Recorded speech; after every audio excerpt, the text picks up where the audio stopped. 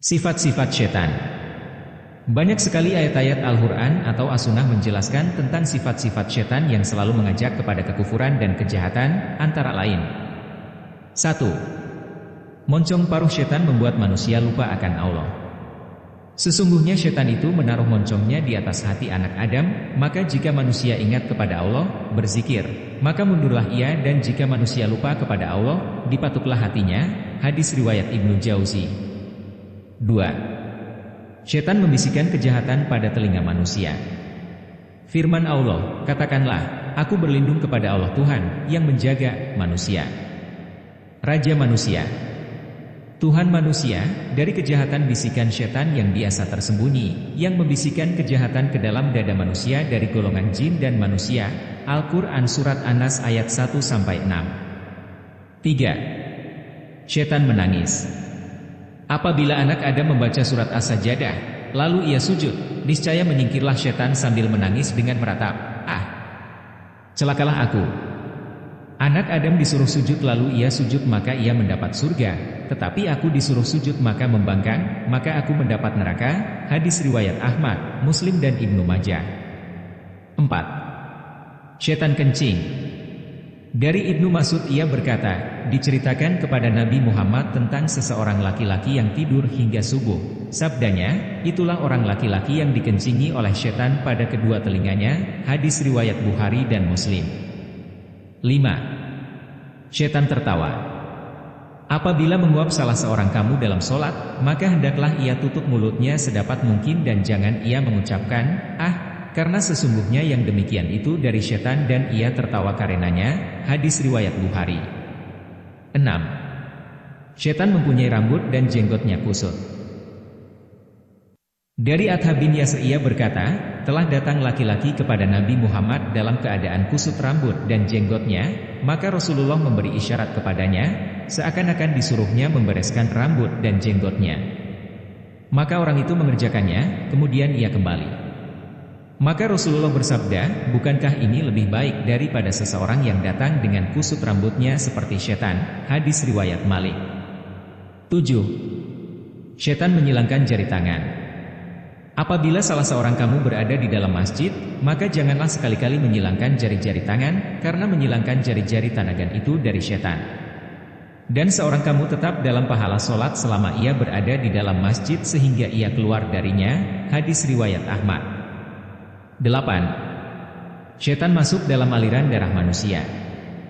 Sesungguhnya setan itu berjalan dalam diri manusia mengikuti perjalanan darah.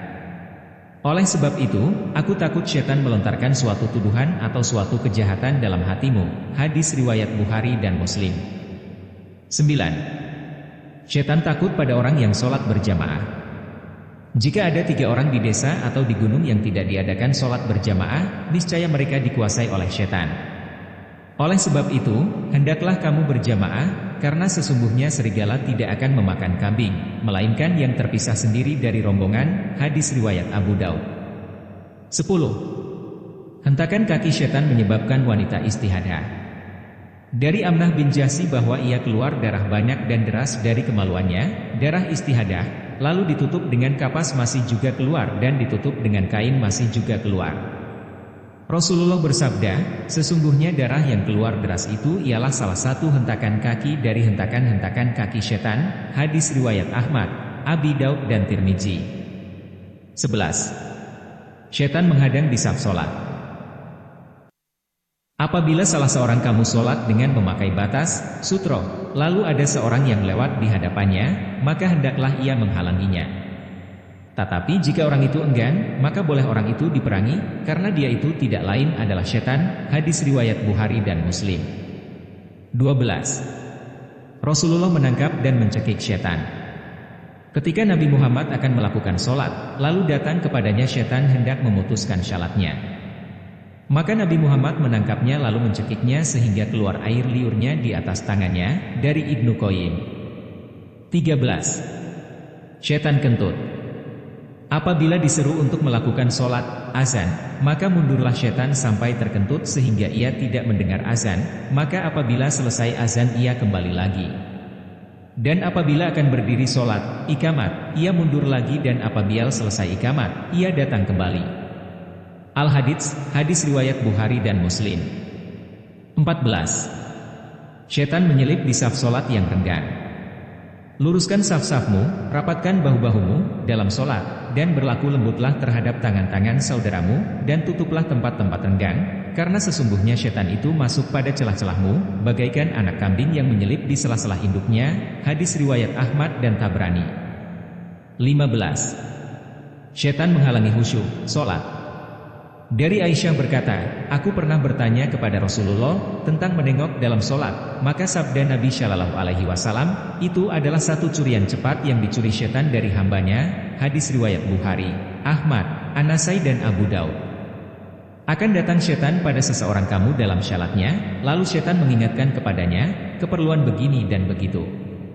Maka janganlah ia menurutinya, dan setan datang pula kepadanya pada waktu tidurnya, maka setan memberikan mimpi buruk padanya, maka jangan diikutinya. Hadis riwayat Abu Daud dan Tirmizi.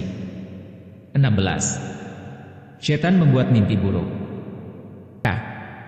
Apabila seorang kamu bermimpi yang tidak disukai, mimpi buruk, maka hendaklah ia meludah ke sebelah kiri 3 kali dan hendaklah ia membaca, A'udzubillahi minasyaitonirrajim.